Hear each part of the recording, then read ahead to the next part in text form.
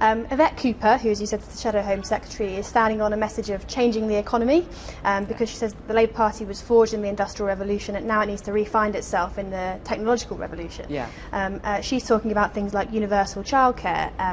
She's talking about ending child poverty within a generation and the need to regain our economic credibility. And she also claims to be the unity candidate, saying that people can vote for her with their head and their heart. Andy Burnham is, as you said, Shadow Health Secretary. He's talking about the need to get out of the Westminster bubble and change how we do politics, and that's his main message. Liz Kendall, her focus in some essays that we published today, the Fabian Society, she said we need to devolve more power to people, and that's Labour's core mission for the 21st century. She wants to win power to give it away.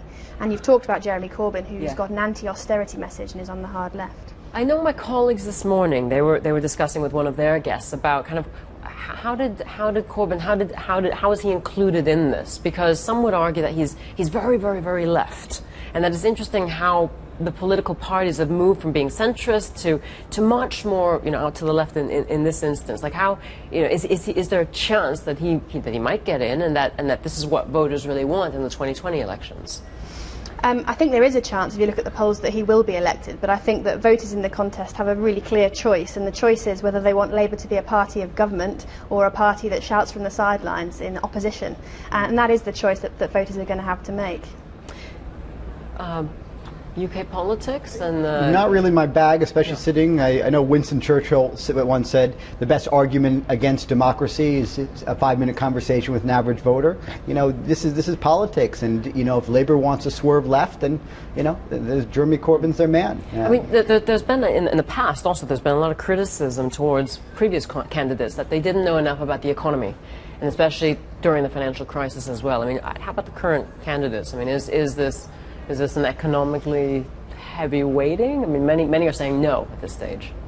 Well, I mean, Yvette Cooper, I believe I'm right in saying, used to be a Treasury Minister and is an economist herself. And all three, sort of Andy, Yvette and Liz, have all got regaining economic credibility at the heart of their offer. So I think they realise the importance of that. But I also would just pick up on the point about going to the left. I don't necessarily think it is about the Labour Party going to the left. I think that Jeremy's kind of electrified the contest by saying things clearly and concisely. And at the beginning of the contest, perhaps the other candidates didn't rise to the challenge. I think they now are rising to the challenge. And over the next few weeks, we're going to see a lot more of an interesting and tough debate.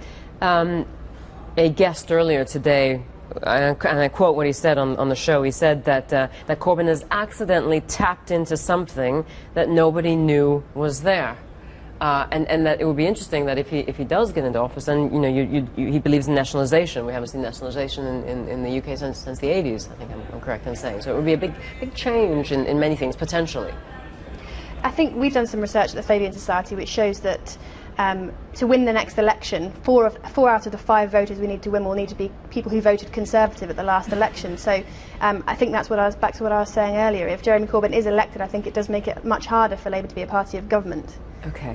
And in terms of the election results, the results come through in September? The 12th of September. 12th of September. Okay, so we've got a bit of time.